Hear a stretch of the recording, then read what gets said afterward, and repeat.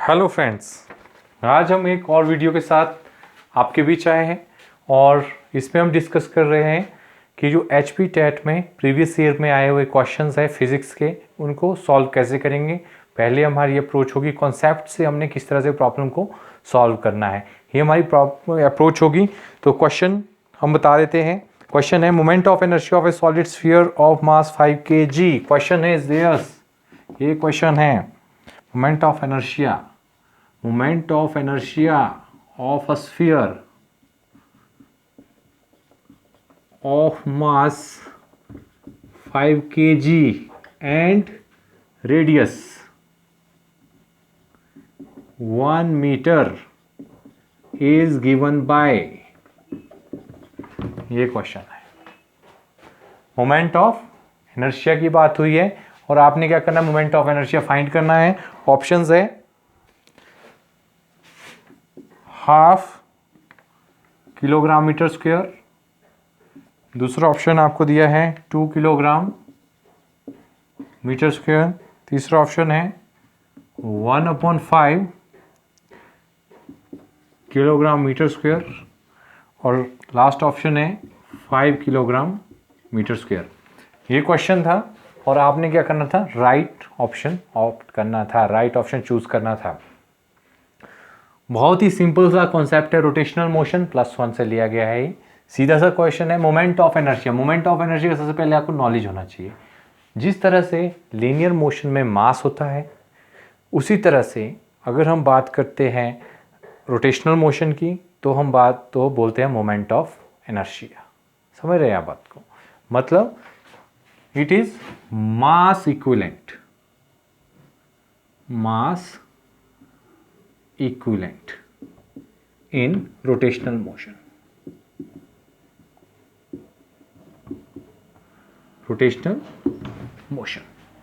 Moment of inertia क्या है? मास के इक्विवेलेंट है जब कोई बॉडी रोटेशनल मोशन में हो।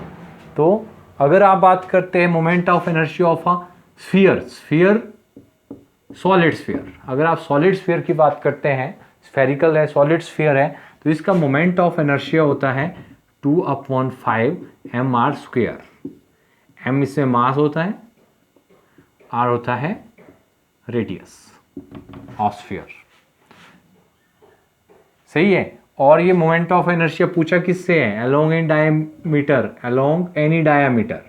ये इंपॉर्टेंट है, किसके अलोंग पूछा है? Along any diameter.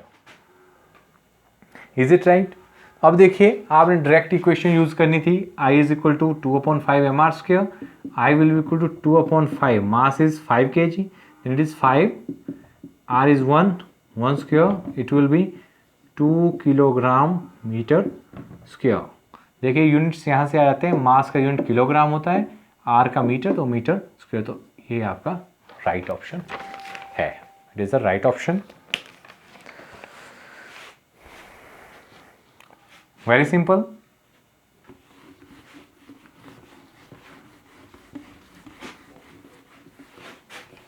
अब मैं आपको एक की आइडिया देता हूं। यहां पे एक थ्योरम होती है रोटेशनल मोशन की, बात करें अगर हम, क्योंकि क्वेश्चन था मोमेंट ऑफ इनर्शिया पे क्वेश्चन था। एक कॉन्सेप्ट और पढ़ लेते हैं, हो सकता है आपके लिए फायदेमंद हो जाए इस बार के TGT में। Moment of inertia, is it right? अब मोमेंट ऑफ इनर्शिया में एक थ्योरम आती है, थ्योरम ऑफ पैरेलल एक्सिस। मतलब अगर आपके पास कोई बॉडी है, अगर आपके पास कोई बॉडी, जैसे कि कोई स्फीयर है, और स्फीयर का सेंटर ऑफ मास कहाँ होता है?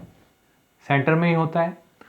तो अगर इसके अलोंग कोई एक्सिस पास कर रही है, फॉर एग्जांपल ये एक्सिस पास कर रही है जिसको हम डायमीटर बोल रहे हैं, और इसके अलोंग आपको इक्वेशन पता है कि मोमेंट ऑफ इनर्शिया कितना है। जैसे स्फीयर है, स्फीयर के केस में क्या होता? 2/5 mr²। तो इसके अगर इस रेडियस के अगर पैरेलल में, फॉर एग्जांपल आप एक टच करती हुई लाइन यहां ड्रॉ करते हैं, जो कि एक डिस्टेंस पे है, r डिस्टेंस पे, तो इस लाइन से जो ये वाली एक्सिस है, बाहर वाली एक्सिस है, इससे मोमेंट ऑफ इनर्शिया कितना होगा? ये होगा जितना सेंटर ऑफ मास है plus centre of mass plus total mass into इस डिस्टेंस का स्क्वायर। ये इक्वेशन भी आप याद रखिए, ये भी एक इम्पॉर्टेंट इक्वेशन है यहाँ पे। तो इस केस में क्या हो जाएगा, अगर स्फीयर का केस बोले हम, अगर कोई टच करती हुई लाइन जा रही है, it is 2/5 mr² plus mr², और we can say it is 7/5 mr²। Means अगर इस एक्सिस के थ्रू आपसे मोमेंट ऑफ इनर्शिया पूछा है तो ये इक्वेशन लगनी है। ये आप थ्योरम ऑफ पैरेलल एक्सिस से अचीव कर सकते हैं।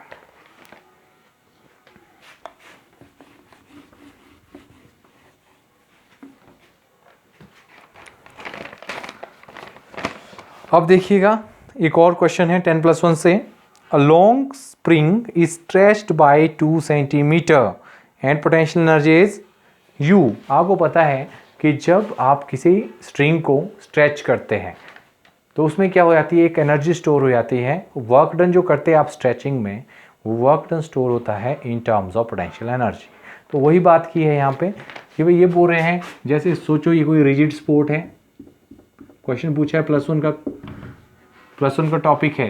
क्वेश्चन पूछा है कि अगर कोई स्प्रिंग है, ये उसकी इक्विलिब्रियम पोजीशन है, फॉर एग्जांपल कोई स्ट्रेचिंग नहीं हुई है, अगर हम स्प्रिंग को अब क्या कर रहे हैं, स्प्रिंग को स्ट्रेच कर रहे हैं। फॉर एग्जांपल स्प्रिंग को हमने कितना स्ट्रेच किया है, अब 2 मीटर से स्ट्रेच किया है।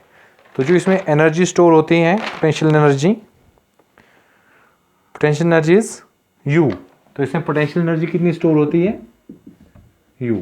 क्वेश्चन क्या है, क्वेश्चन है कि अगर आप इसे 10 सेंटीमीटर स्ट्रेच करते हैं, ये 2 सेंटीमीटर स्ट्रेच किया था, अगर आप इसको आगे, मतलब यहाँ से आगे को सोचो कहाँ तक स्ट्रेच किया, 10 सेंटीमीटर तक स्ट्रेच किया है, तो पोटेंशियल एनर्जी क्या होगी, ये क्वेश्चन पूछा गया था आपसे। तो अब देखिए, आपको पता है कि इसके ऑप्शंस भी लिख लेता हूँ मैं। ऑप्शन आंसर्स थे, इसके ऑप्शंस थे U/25, दूसरा था U/5, तीसरा था 5U और चौथा था 25U। अगर आपको आता है तो आप इसको ट्राई कर सकते हैं साथ साथ। तो अब आपको पता है कि पोटेंशियल एनर्जी, ये आपको डायरेक्ट रिजल्ट है। Potential energy stored in A spring के लिए फॉर्मूला होता है, इट इज़ 1/2 kx²। k होता है स्प्रिंग कांस्टेंट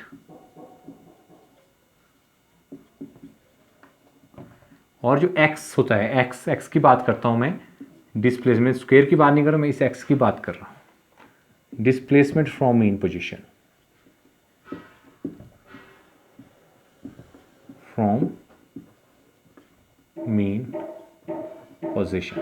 अब देखिए पहली बात करते हो, पहली स्टेटमेंट की, जब 2 सेंटीमीटर है तो U है पोटेंशियल एनर्जी। इट मीन्स पहला केस लेते हैं, when x is equal to 2,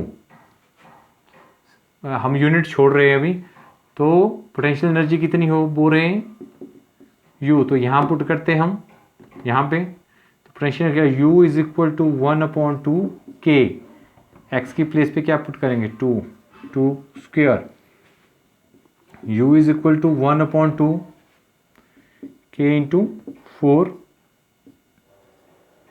इस तरह से। तो यहाँ से k की वैल्यू क्या आ जाएगी, U/2। तो now when x is equal to 10 potential energy क्या हो जाएगी, 1/2 kx², same formula, 1/2 kx 10 square, 1/2 k की वैल्यू U/2 पुट कर सकते हैं हम, U/2, 10 स्क्वायर क्या हो गया, 100। It will be after solving U/25, sorry, not U/25, it will be 100U/4, it will be, yes, यहाँ लिख रहा हूँ 100U/4 और 25U। तो कौन सा ऑप्शन है, ऑप्शन डी इज करेक्ट। इस तरह से आप क्या कर सकते हैं, प्रोसीड कर सकते हैं। एक बहुत ही सिंपल सा कॉन्सेप्ट उठाया था, और एक सिंपल से कॉन्सेप्ट को अगर आपको पता है कि ये पोटेंशियल एनर्जी का ये वाला फॉर्मूला यूज़ होना है, तो ये बहुत ही सिंपल क्वेश्चन था।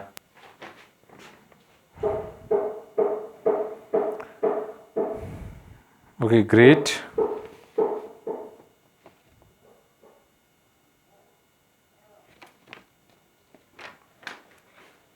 तो आज हम इतना ही डिस्कस करेंगे इस वीडियो में। फिर से एक नए वीडियो के साथ और नए क्वेश्चंस के साथ मैं आपके साथ फिर से हाजिर होऊंगा। तब तक के लिए आप एक काम कीजिए, मेरा चैनल सब्सक्राइब करें। अगर आपको कोई सजेशंस है तो कमेंट बॉक्स में ज़रूर लिखें। धन्यवाद।